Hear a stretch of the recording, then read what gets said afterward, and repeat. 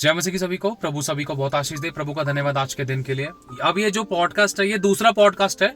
Actually थोड़ा atmosphere हमारा थोड़ा सा अप एंड डाउन हो रखा था तो हम नहीं कर पाए, तो हमें गाड़ी मिली है प्रभु के दया से, तो उस गाड़ी के अंदर हम कर पा रहे हैं। मैं विश्वास करता हूँ आज के इस पॉडकास्ट के द्वारा बहुत कुछ आत्मिक माहौल की घटनाओं को सीखेंगे। जो हमारे आज के टॉपिक हैं ये इंपॉर्टेंट है, कुछ अनुभव के तौर पर कह सकते हैं, कुछ बिब्लिकल हम वचन के द्वारा भी इन बातों को समझेंगे।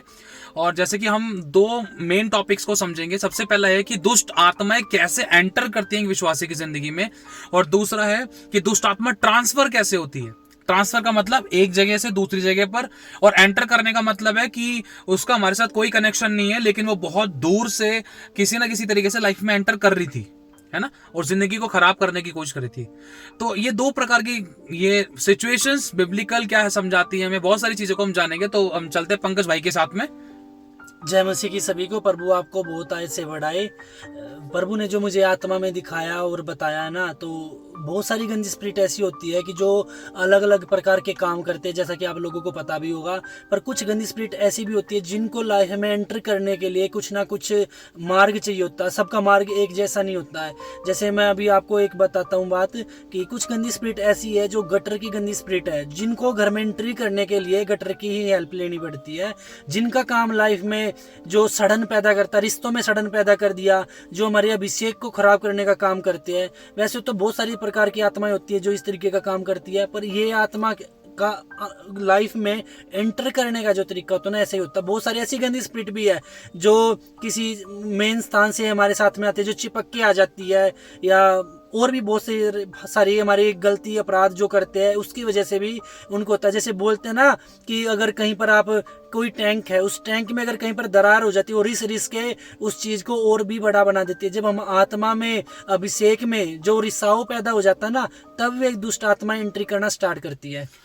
अब ये वाली बात है भाई, आपको इस तरीके से क्यों बता रहे हैं? क्योंकि परमेश्वर का आत्मा कई बार बहुत सी चीज़ें इनको दिखलाता है, और ये आत्मिक माहौल की घटनाओं को पहचान पाते हैं, बहुत से एरिया में समझ पाते हैं, उनकी डीप में जा पाते हैं। परमेश्वर, मैं विश्वास करता हूँ खुदा का आत्मा आपको इन बातों को अंडरस्टैंड करने का, समझने का अनुग्रह दे। परमेश्वर का आत्मा अपने बच्चे को भी बहुत कुछ फील कराता है, समझ लो, समझाता है, दिखाता है बहुत सी बातें, है ना, जिसके लिए हमें चौकन्ना होना ज़रूरी है, जिसके लिए हमें प्रेयर करना ज़रूरी है।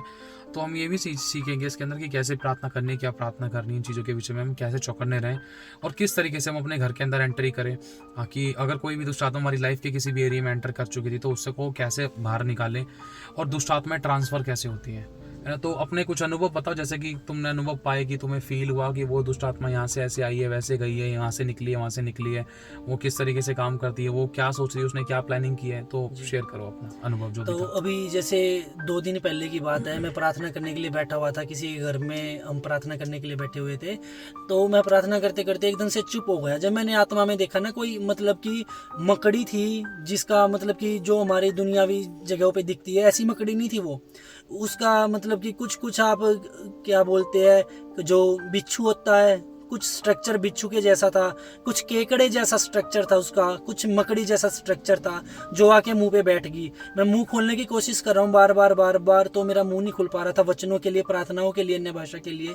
पर जब मैंने थोड़ा और बल लगाया और आउट किया, तब वो गंदी स्पिरिट वहाँ से निकली है। तो अब वो जैसे कि भाई ने बताया, आपको शायद थोड़ा सा अटपटा लग रहा होगा, ऐसी कैसी दुष्ट आत्मा होती है, ऐसी कहाँ दिखती है। अगर हम प्रकाशित वाक्य पढ़ते हैं, आप इन बातों को मनगढ़ंत मत समझना। जब हम प्रकाशित वाक्य पढ़ते हैं तो वहां पर कुछ ऐसी दुष्ट आत्माएं हैं जिनकी पूंछ किसी और पशु की, जीव की है, जंतु की है, जिनके हाथ किसी और के हैं, जिनके पैर किसी और जीव जंतु के, जिनका मुंह किसी और जीव जंतु का है। और एक गवाही मैंने भी सुनी थी प्रभु के एक दास के द्वारा, उनको पता नहीं, हाँ, वो गवाही कुछ ऐसी थी कि जिसके अंदर एक प्रभु के दास हॉस्पिटल तक पहुंच गए, शायद वो वेंटिलेटर तक पहुंच गए, और वो डेथ बेड पर थे, लेकिन वो मरे नहीं थे। लेकिन प्रभु की आत्मा ने उनको दिखाया था, देख तेरे बेड के नीचे एक दुष्ट आत्मा घूम रही है, देख तू यहाँ तक कैसे पहुंचा, तेरे साथ ऐसे कैसे हुआ, तू जरा सा अपना बेड के नीचे झांक कर देख। तो वो जो दुष्ट आत्मा थी ना, समझ लो मतलब 2-3 जानवरों को मिक्स करके बनी थी। बिल्ली का मुंह हो गया, मैं एक उदाहरण दे रहा हूँ, जैसे बिल्ली का मुंह, या कुत्ते की पूंछ हो गई, या शेर का मुंह हो गया, या आदमी के कान हो गए, कुछ इस प्रकार से वो मतलब कुछ डिफरेंट टाइप की वो दुष्ट आत्मा थी। और वो घूम रही थी उनके नीचे। उन प्रभु यीशु परमेश्वर की आत्मा ने आवाज दी उनको, सुन इस दुष्ट आत्मा को अपने बेड के नीचे उंगली दिखाकर कह कि यीशु के नाम से, सिर्फ इतना कह। तो जैसे ही प्रभु के दास ने ये बोला यीशु के नाम से, इतने में वो दुष्ट आत्मा उसी घड़ी वहां से निकलकर शीशे में से कूदकर सीधा जमीन के नीचे चली गई। और परमेश्वर का आत्मा प्रभु के दास की आत्मा को सीधा उसका पीछा कराने के लिए जमीन की गहराई तक, अधोलोक तक लेकर गया, जहां पर वो दुष्ट आत्माएं जो पृथ्वी पर किसी को बर्बाद करने के लिए भेजी जाती थी, तो वहां पर वो अपना लेखा दे रही थी। तो इन बातों से हम समझ सकते हैं कि दुष्ट आत्माएं कई प्रकार के चेहरे होते हैं, कई प्रकार की होती है। जैसे मकड़ी का काम क्या है, जाले बनाना, वो बांधना, किसी को कवर करना। बिच्छू का काम क्या है, पूंछ का डंक मारना, जहर उगलना। ये अजगर का काम क्या है, अजगर का काम है ब्लेसिंग को निकल जाना, आशीषों को निकल जाना, गवाहियों को निकल जाना। इन दुष्ट आत्माओं की अगर आप गहराई को समझना तो आप जान जाओ, क्योंकि शैतान है ना, जो सांप है, जो अजगर है, जो भरमाने वाला है, वो पुराना सांप है, वो इब्लिस है। वही पुराना वो जो शैतान, जो अजगर है, वो अजगर प्रकाशित वाक्य में बना है। लेकिन अगर हम उत्पत्ति देखते हैं तो उत्पत्ति में सिर्फ एक सांप है, और उसको भरमाने वाला भी कहते हैं।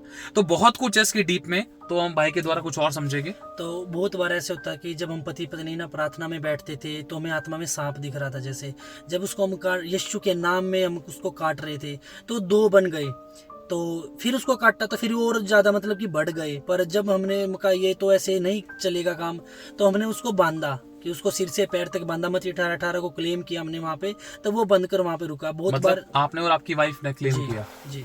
Okay. क्योंकि बहुत बार ऐसा होता है कि मैं प्रार्थना में बैठा हुआ हूँ, बहुत सारी गंदी स्पिरिट है जो मुझे दिख रही है, मैं बांध रहा हूँ, उस तरीके से वहाँ पे काम नहीं हो पा रहा था। पर जब हम पति पत्नी आपस में बैठ के करते थे तो उस चीज़ में ना हम 99% ना सक्सेसफुल होते थे। बहुत सारी गंदी स्पिरिट ऐसे होती थी जो मुझे दिख रही है। जैसे कंगारू के पैर आप कभी देखना, तो उसके कंगारू के पैर को अगर आप ध्यान से देखोगे ना, थोड़ा सा डरावना सा और बहुत अजीब सा दिखता है। फेस उसका भले ही मासूम दिखता है पर पैर उसके बहुत डरावने दिखते हैं। बहुत सारी गंदी स्पिरिट मुझे इस प्रकार से दिखती थी, तो मैं बोलता था कि गंदी स्पिरिट आउट हो, कुछ भी फर्क नहीं पड़ रहा था इस प्रकार से। पर जब मैं उनको कमांड करता था, गंदे पैरों वाली गंदी स्पिरिट आउट हो, सड़न पैदा करने वाली गंदी स्पिरिट आउट हो, तो उन पर काम होता था। और इस चीज को अगर हम इसकी अगर डीप में जाएंगे ना, कंगारू वाले पैर, अगर इसकी गहरी स्टडी करें, अगर आत्मा की गहराई में जाए, तो कंगारू का काम क्या है, उछलना। इसको अगर हम देखते हैं, एक विश्वासी जो है वो फुदकता रहता, कहीं पर भी उसको सक्सेस नहीं मिलती। मतलब कुछ अगर इसकी डीप में जाए तो बहुत कुछ इसके रेवलेशन हम समझ सकते हैं, है ना।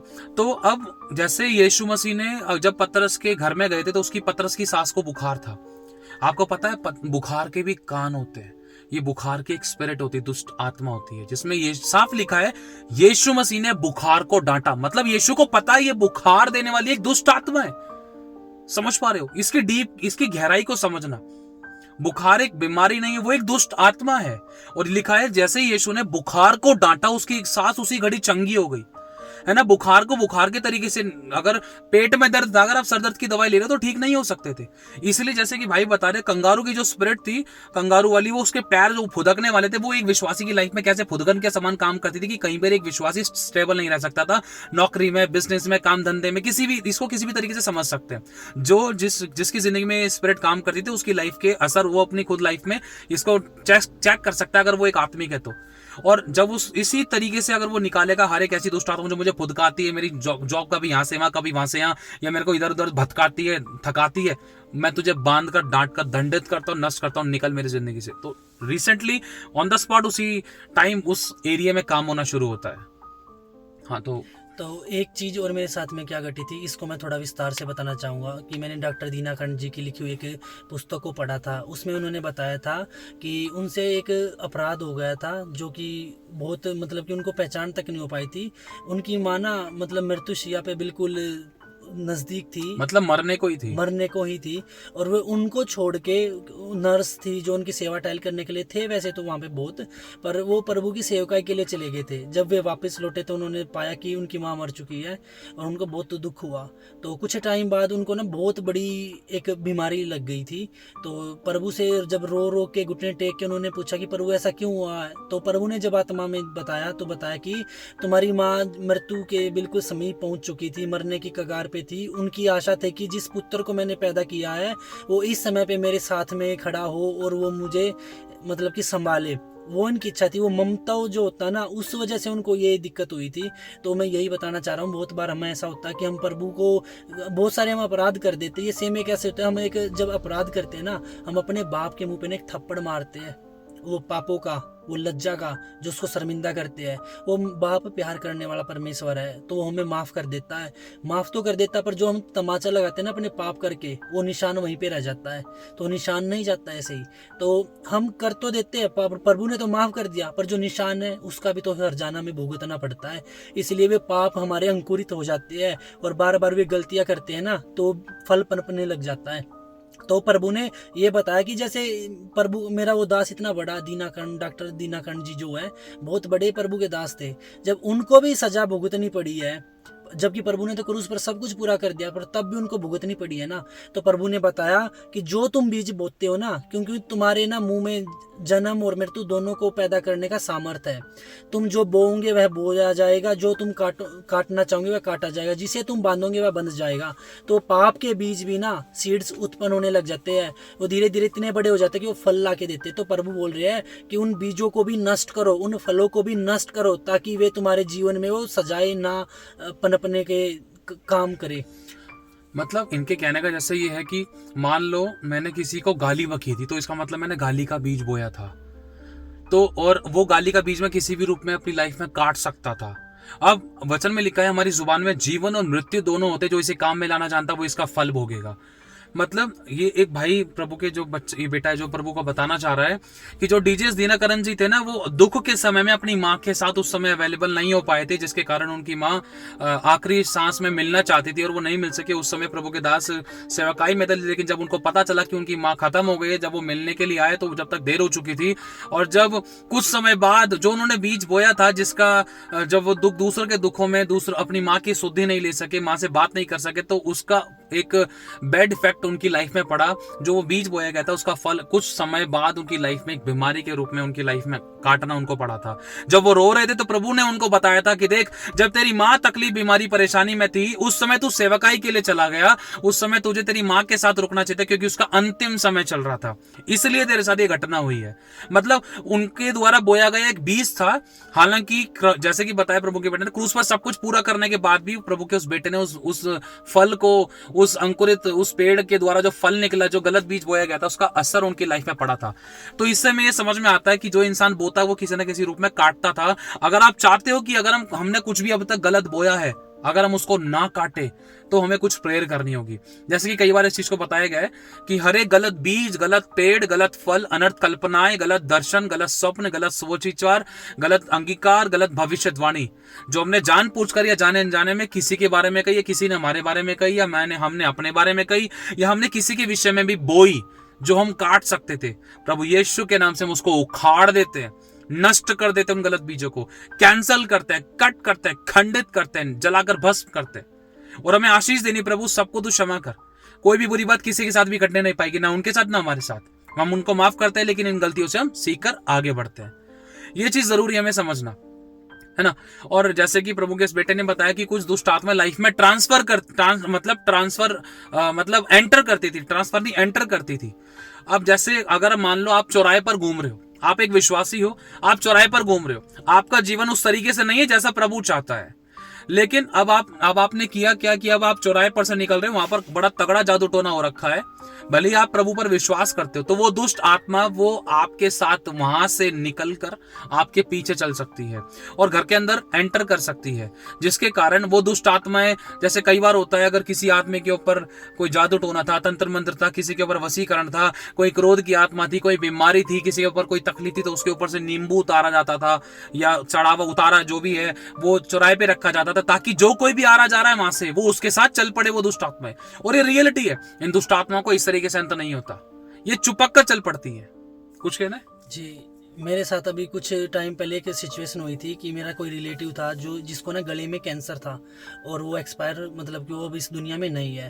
तो मुझे ना ड्रीम आया था कि वो मुझे मतलब सपने में दिखाई दिया और वो बहुत हंस रहा है, और जैसे एकदम से मेरे अंदर एंट्री कर गया, मुझे कुछ इस प्रकार का दिखाई दिया। जैसे ही मैं सुबह उठा तो मुझे गले में ना इधर और इधर बहुत ज़्यादा ना ब्लेसिंग आनी स्टार्ट हो गई। मैं गोलियाँ ले रहा हूँ, प्रार्थनाएं कर रहा हूँ, पर वो थोड़ा सा आराम हो जाता, फिर जैसे मैंने कुछ खाया पिया फिर से मुझे वो चीज़ें बढ़ जाती थी। देखो, ये इनका खुद का अनुभव बता रहे हैं, आगे तो उसमें क्या हुआ, तो मेरे को जो ये चीजें याद आई कि प्रभु ये क्रूस पर तूने मेरे लिए सब कुछ पूरा कर दिया। कहीं ना कहीं प्रार्थना आराधनाओं में कोई कहीं ना कहीं ऐसा कोई खमीर है या ऐसी कोई मिस्टेक है जिसकी वजह से ये एंट्री कर रही है। तो जो था मेरे से जैसा भी बन पाया, फास्टिंग मैंने की, प्रार्थना आराधनाएं की, और मैंने बोला कि प्रभु तेरा धन्यवाद करता हूँ प्रभु, जैसे तेरे दास को प्रभु तूने माफ तो कर दिया था पर वो फिर भी उन्होंने भोगना पड़ा। तो प्रभु जब ये पाप है ना, जो मेरी जो मिस्टेक है जिसकी वजह से मुझे दर्द हो रही है, पीड़ा हो रही है, ये हो रहा, तो प्रभु तेरा मैं धन्यवाद करता हूँ राजा, क्योंकि प्रभु ये मेरी जो पाप की सजा ना वो खत्म हो रही है प्रभु, और जब ये खत्म हो जाएगी ना मैं तेरे और समीप आ जाऊंगा प्रभु। धन्यवाद प्रभु,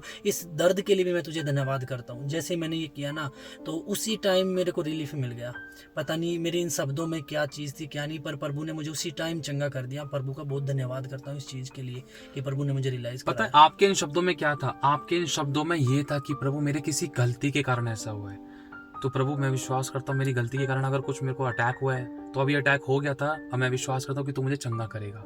ये सेम वही बात है जब एक डाकू क्रूस पर कह रहा था प्रभु से कि हम तो अपने किए हुए की सजा पा रहे हैं। एक डाकू कह रहा था, एक डाकू अपनी गलती का अंगीकार कर रहा है, एक पाप का अंगीकार कर रहा है, लेकिन दूसरा वाला जो डाकू है वो कह रहा है अरे तू अपने आप को भी उतर के बचा ले और हमें भी बचा ले।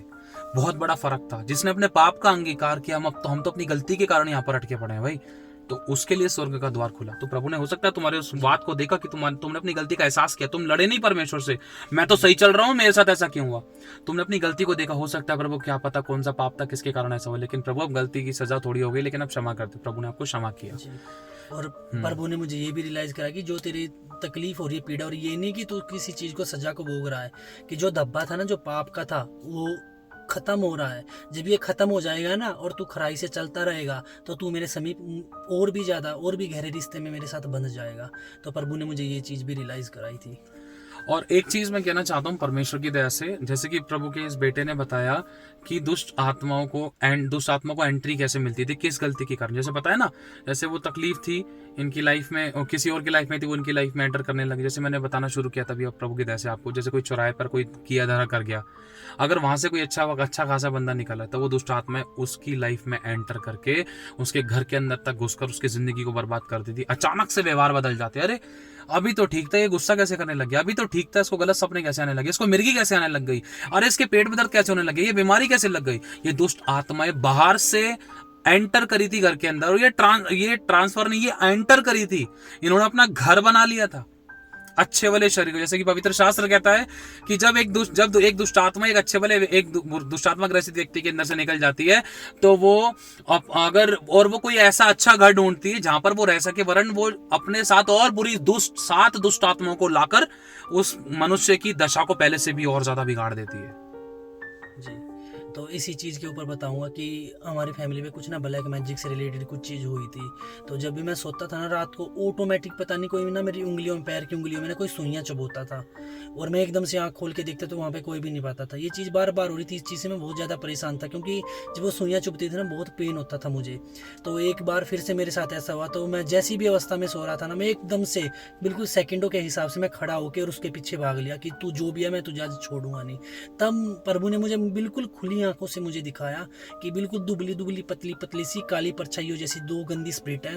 पहले मुझे रियलाइज होता था कि जैसे एक ही गंदी स्प्रिट है, पर जब वो मुझे दो तरीके की दिखाई दी, एक लंबी थी एक छोटी सी थी, वो दोनों की दोनों बहुत स्पीड से भाग रही थी। और ये नहीं कि वो बिल्कुल प्रॉपर तरीके से दिखाई दे रही है, वो इस तरीके से दिखाई दे रही थी जैसे अभी 10 कदम पे दिखाई दे गई, फिर 15 कदम पे दिखाई दे गई, मतलब दूर दूर से ऐसे दिखाई देती हुई जा रही थी वो। तो उसी टाइम मैंने प्रभु के वचनों के द्वारा जैसे भी था मैंने प्रार्थना की छोटी सी और उनको बांधा। उसके बाद मुझे दोबारा भी दुष्ट आत्माएं नहीं दिखाई दी और ना मुझे दोबारा वो तकलीफ हुई। और एक चीज जैसे कि अभी बताया गया, अब इस बात को ध्यान से सुनना, दुष्ट आत्माएं ट्रांसफर होती है, ये इंपॉर्टेंट है। एक उदाहरण दे रहा हूँ, इस बात को हमेशा याद रखना आप, और इस चीज को गलत मत लेना। आप किसी मनुष्य से कभी घृणा मत करना, कभी घिन मत करना। ये वाली बातें जो बताई जा रही है वो इसलिए नहीं कि आप किसी से घृणा करो या घिन करो, वरन ये इसीलिए बताई जा रही है कि मनुष्य से अपने समान प्रेम करो, लेकिन बुद्धि और आत्मा से चलो, बुद्धि और आत्मा का सहारा लो। आत्मा से ये है कि परमेश्वर के गुणों को, प्रेम को प्रकट करते हुए, लेकिन बुद्धि से अगर मुझे पता है कि सामने वाले के साथ कुछ और मैटर है तो सावधानी बरतो। समझ पा रहे हो? हालेलुया। क्योंकि युद्ध है ना जो वो बुद्धि के साथ किया जाता है, युक्ति के साथ किया जाता है, परमेश्वर की दया से। है ना। अब एक उदाहरण है, ध्यान से समझना। मेरी सिस्टर है, उसको एक सपना आया था, ये रियल टेस्ट बनी है। मेरी सिस्टर है, उसको एक सपना आया था मेरी छोटी बहन के बारे में। मेरी बड़ी वाली सिस्टर को छोटी बहन के बारे में सपना आया था, क्योंकि मेरी छोटी बहन के घर पे संगति चलती है। जब वो संगति चलती है उसके घर पे, तो दुष्ट आत्मा जो भी उसके घर में जो कोई भी किसी प्रकार के लोग आते हैं, तो जब प्रेयर वगैरह होती है तो दुष्ट आत्मा उनकी जिंदगी से निकलती है, आउट होती है, क्योंकि उनको डांटा जाता है। कई बार वो दुष्ट आत्मा आराधना प्रार्थना के दौरान उनकी लाइफ में से निकलना शुरू होती है। तो मेरी बड़ी वाली सिस्टर को छोटी वाली सिस्टर के घर की जो विषय में जो सपन दिखाई दिया, वो कुछ इस प्रकार से दिखाई दिया कि लोग आए हैं, उनकी जिंदगी में से दुष्ट आत्माएं निकल कर कहाँ गई हैं? पानी के जग के अंदर, पानी के ऊपर उन्होंने अपना डेरा बना लिया है। वो छोटी छोटी दुष्ट आत्माएं कीड़े के समान, पता नहीं कैसी कैसी छोटी छोटी बारीक बारीक दुष्ट आत्माएं, गंदी शक्तियां, मतलब कीड़े मकोड़े के रूप में वो कपड़ों पे अटैक कर रही, कपड़ों पर चिपक गई हैं, कुछ पानी के अंदर चिपक गई हैं, और उस कुछ बर्तनों पे, जैसे समझ लो पानी पी रहे तो वो दुष्ट आत्माएं पानी के अंदर आके, मतलब ये स्पिरिचुअल रैलम में काम होता है। इस बात को शायद हो सकता है आप अटपटा समझो, लेकिन ये रियलिटी है। आप समझना, अभी आपको कुछ उदाहरण देकर बताया जाएगा बाइबल के अनुसार इसको कैसे समझेंगे, दुष्ट आत्माएं कैसे ट्रांसफर होती है और कैसे काम करती हैं। अब अगर हम आसान शब्द में इस चीज को समझते हैं, तो देखो, जब सिस्टर ने बताया कि जब पानी का जग खोला, शायद उसने पता नहीं खोला था, क्या करा था, पानी जब चेक किया तो देखा उसके अंदर काली काली बहुत सारी दुष्ट आत्माएं पानी के जग के अंदर घूम रही थी। और उसी पानी को जब एक अच्छा वाला व्यक्ति पीता है, तो जो कुड़कुड़ाने की दुष्ट आत्मा किसी औरत में से निकली थी, झट क्रोध करने वाली, व्यभिचार की, लड़ाई झगड़े की, गलत और गंदे कामों की, उठपटांग की, आलस की, निंदा की, और मतलब दरिद्रता की, वो दुष्ट आत्माएं पानी के द्वारा, कपड़े पहनने के द्वारा वो लाइफ में ट्रांसफर होती थी। ये आत्मिक मॉल में घटनाएं घटती हैं।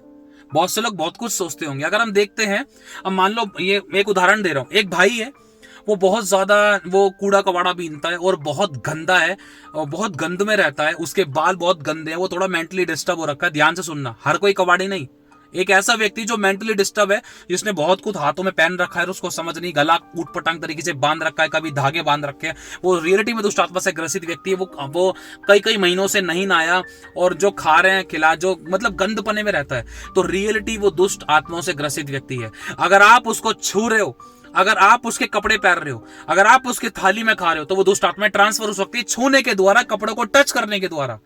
देखो, क्योंकि शैतान ने प्रभु यीशु मसीह की पूरी कॉपी की है। शैतान ने प्रभु यीशु मसीह की, उसके सिंहासन की, उसके अनॉइंटिंग की पूरी कॉपी की है। दुष्ट आत्माएं जो होती है वो पूरी कॉपी करती हैं। अगर हम इस बात को आसान शब्दों में समझेंगे, अगर डीप में इस चीज को जाके देखते हैं, कि जब कभी भी जैसे एक माहौल था, 12 वर्षों से लहू बहने वाली जो स्त्री थी, वो यीशु मसीह के पास आई थी। वो चाहती थी कि प्रभु मैं तेरे वस्त्र को छू लूंगी तो मैं चंगी हो जाऊंगी। आपको पता है वो कैसे चंगी हुई? वो आई और कैसे ना कैसे करके उसने छूने की कोशिश करी, और एक समय ऐसा आता है उसने यीशु के वस्त्र को छू लिया। जैसे ही उसने यीशु के वस्त्र को छुआ, और लिखा है जैसे ही उसने वस्त्र को छुआ, और वो उसी घड़ी चंगी हो गई, और यीशु रुक गया, क्योंकि यीशु को एहसास हो गया कि किसी ने मुझे छुआ है। और तुरंत वो चेलों से कहता है कि देखो किसी ने मुझे छुआ है। और चेले कहते हैं प्रभु कैसी बात कर रहे हो, आपके ऊपर तो पूरी भीड़ की भीड़ गिरी जाती है, और आप बोल रहे हो किसी ने मुझे छुआ है, पूरी भीड़ आपको छू रही है। प्रभु यीशु ने कहा किसी ने मुझे विश्वास से छुआ है। क्यों? क्योंकि मुझ में से सामर्थ निकली है। ये इंपॉर्टेंट वर्ड है, इस बात को समझना। ये अनॉइंटिंग है, अनॉइंटिंग रिलीज होती है, अनॉइंटिंग ट्रांसफर होती है। परमेश्वर का अभिषेक, अगर मैं यहां से प्रेयर कर रहा हूं, अगर आपका ये विश्वास है, तो वो अभिषेक उस अनॉइंटिंग को खींच लेगा अपनी जिंदगी के अंदर, क्योंकि विश्वास के द्वारा वो काम होते हैं। उस स्त्री ने विश्वास किया था, यदि मैं उसके वस्त्र को छू लूंगी तो ये चंगी हो जाऊंगी, है ना। और ये अनॉइंटिंग, ये जो नेगेटिव अनॉइंटिंग होती है, जो दुष्ट आत्माओं की जो अनॉइंटिंग होती है, अगर आप देखोगे गंदे गानों पे नाच रहे हो तो एक अलग ही रोंगटे खड़े होते हैं। अगर आप किसी देवता और ईश्वर की, मतलब किसी भी जगह ऐसी जगह जा रहे हो जो बिब्लिकल नहीं है, तो वहां पर भी एक अनॉइंटिंग होती है। जब आप घर पे आते हो तो आपका प्रार्थना, आराधना, वचन, संगति में मन नहीं लग पा रहा है, और घर में लड़ाई झगड़ा कलेश, वाद, नुकसानों पे नुकसान, दर्द पीड़ा है, प्रॉब्लम पे प्रॉब्लम, ये दुष्ट आत्माएं ट्रांसफर हुई हैं। ये रियलिटी है, समझ पा रहे हो। मैंने किसी के लिए, किसी बच्चे के लिए प्रेयर करी थी, उसकी टांगों को पकड़ के, बिना अगुवाई के, समझ लो बिना अगुवाई के मैंने बच्चों को टांगों को पकड़ के प्रेयर करी। मैं इमोशनल हो गया था और दिल से प्रार्थना करी थी उसके लिए। लेकिन उसके कुछ देर बाद ही, मतलब उसी दिन शायद, मेरे को इतनी तगड़ी खांसी हुई कि मेरा प्रार्थना में बैठना दुश्वार, मेरी नाक बह रही है, मेरे को खांस के मैं रोता था कि प्रभु मैं प्रार्थना नहीं कर पा रहा, आराधना नहीं कर पा रहा, संगति नहीं कर पा रहा, मिनट पर खांसी, मेरा रात को सोना दूभर हो जाता था। ये दुष्ट आत्मा मेरी लाइफ में ट्रांसफर हुई थी, मेरे पास अनुभव है। समझ पा रहे हो? जिस प्रकार से परमेश्वर, मान लो एक परमेश्वर का पवित्र दास है, अगर मेरे को कोई तकलीफ थी, अगर मैं इसके कपड़े पहन लूं तो मैं चंगा हो जाऊंगा। क्यों? क्योंकि इसके पास पॉजिटिव यीशु की अनॉइंटिंग है, जो सच्चे सामर्थी खुदा की अनॉइंटिंग है, सच्चे सामर्थी का अभिषेक इसके ऊपर है, क्योंकि इसने अपना जीवन पवित्रता में चला रहा है और उसी अभिषेक के कारण इसकी लाइफ में इसके द्वारा बड़े बड़े काम होते हैं। और जब उस कपड़े को मैं पहनता हूं, या जब इसका रुमाल मेरे छुआ जाता है, या जब मेरे से बात करता है, या जब मेरे को टच करता है, या जब मेरे ऊपर ले हैंड करता है, तो मेरे शरीर के सारे बंधन टूटते हैं। क्योंकि परमेश्वर की पवित्र जो सामर्थ है वो दुष्ट आत्मा की सामर्थ से कई ज्यादा बढ़कर है। जिस प्रकार से वो दुष्ट आत्मा कहना शुरू कर दिया था कि यीशु परम प्रधान परमेश्वर के पुत्र में नरक कुंड में ना डाल, मतलब दुष्ट आत्मा को एहसास हो गया कि हमारे सामने कोई बड़ा सामर्थी खड़ा है। और जैसे अगर हम एक उदाहरण है, अगर हम देखते हैं पौलुस के बारे में, हम जानते हैं प्रभु का वचन भी समझाता है। जैसे पौलुस हो गया, जब परमेश्वर ने पौलुस को चुना था, पौलुस हो गया, पतरस हो गया, अगर हम ध्यान से इस चीज को देखते हैं, उनके अंदर एक ऐसा अभिषेक काम करता था कि उनके अंगोछे और रुमाल के छुआने के द्वारा लोग चंगे हो जाते थे। अंगोछे और रुमाल के छुआने का मतलब क्या है? मतलब एक ऐसा अभिषेक उनके अंदर से उस कपड़े के द्वारा उनकी लाइफ में टच होता था, उनकी बॉडी के टच होता था और वो लोग छुटकारे पाते थे। तो कुछ इसी प्रकार से शैतान ने भी पूरी कॉपी की है कि किसी व्यक्ति के अगर हम नेगेटिव एनर्जी के कनेक्शन में आते तो वो भी ट्रांसफर होती थी और उसका बैड इफेक्ट किसी भी एरिया में पड़ सकता था। चाहे हो सकता था कि वो अभी नजर नहीं आ रहा उसका, लेकिन असर बाद में पता चल सकता था। समझ पा रहे हो? तो परमेश्वर की अनॉइंटिंग भी होती है और एक दुष्ट आत्मा की भी अनॉइंटिंग होती है, जो टच करने के द्वारा, कुछ खाने पिलाने के द्वारा, कुछ खिलाने के द्वारा, कहीं किसी जगह से आप जा रहे हो, कोई गलत तो गंदी चीजों को छू लिया आपने, किसी पत्थर मूर्ति तस्वीर को छू लिया, मतलब जहां पर दुष्ट आत्मा का वास था, अगर ऐसी जगह को कुछ छू रहे हो, या किसी ऐसे व्यक्ति के साथ आप बैठे जो बहुत तगड़ा नशेड़ी गंजेड़ी फुकेड़ी है और वो बहुत तगड़ा पियक्कड़ है और बहुत प्रकार की बुराइयों के अंदर है और वो प्रभु को नहीं जानता है, चाहे भले ही जानता भी था, लेकिन उसकी जिंदगी में बहुत गंदी दुष्ट आत्माएं थी। और अगर आपको पता नहीं है कि उसके अंदर कितनी दुष्ट आत्माएं काम करती है, क्रोध की, कुड़कुड़ाता है, वो लड़ाई झगड़े करता है, पत्नी को मारता है, नशे पत्ते करता है, सड़कों पे पड़ा रहता है, और फिर भी उसके साथ खाने पीने उठ रहे बैठ रहे, तो उसका 50-70% आपकी लाइफ में असर शुरू हो सकता था।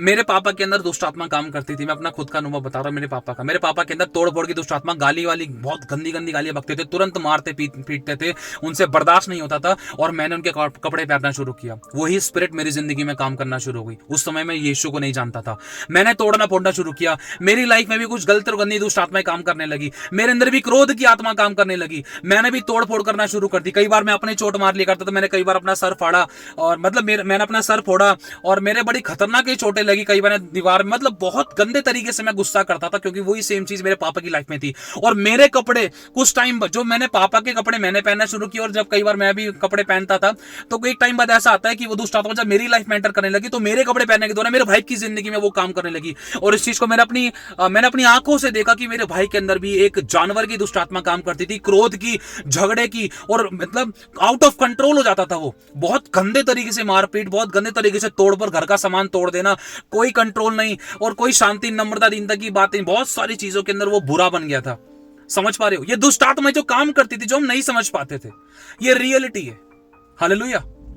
तो ये दुष्ट आत्माएं एक व्यक्ति में से दूसरे व्यक्ति में, एक घर से दूसरे घर में, या एक जगह से दूसरे व्यक्ति की लाइफ में ट्रांसफर हो सकती थी, छूने के द्वारा, कांटेक्ट में आने के द्वारा। लिखा है ना, एक मनुष्य का मुख उसकी संगति से बदल जाता है, ऐसी कुछ है ना, परमेश्वर का कलाम कहता है। तो अगर आप पॉजिटिव अगर एनवायरमेंट में जाओगे ना, अगर आप कितने भी दुष्ट आत्मा से ग्रसित थे, अगर हम देखेंगे कि बहुत सारी सेवकाएं, कलीसियां ऐसी चल रही है जहां पर कोई दुष्ट आत्मा ग्रसित व्यक्ति जाता है, तो परमेश्वर की सामर्थ का बहाव इतना ऊंचा होता है कि वो दुष्ट आत्माएं उस लोगों के अंदर से निकलना शुरू हो जाती है बिना प्रार्थना के ही। समझ पा रहे हो? क्यों? क्योंकि परमेश्वर की आत्मा का सामर्थ बहुत बहाव है, और वो शारीरिक तरीके से नहीं दिखाई देती, वो आत्मिक तरीके से लोगों के अंदर से निकलती है और परमेश्वर का अभिषेक उनको छूता है। ये आत्मिक मॉल में घटनाएं घटती हैं।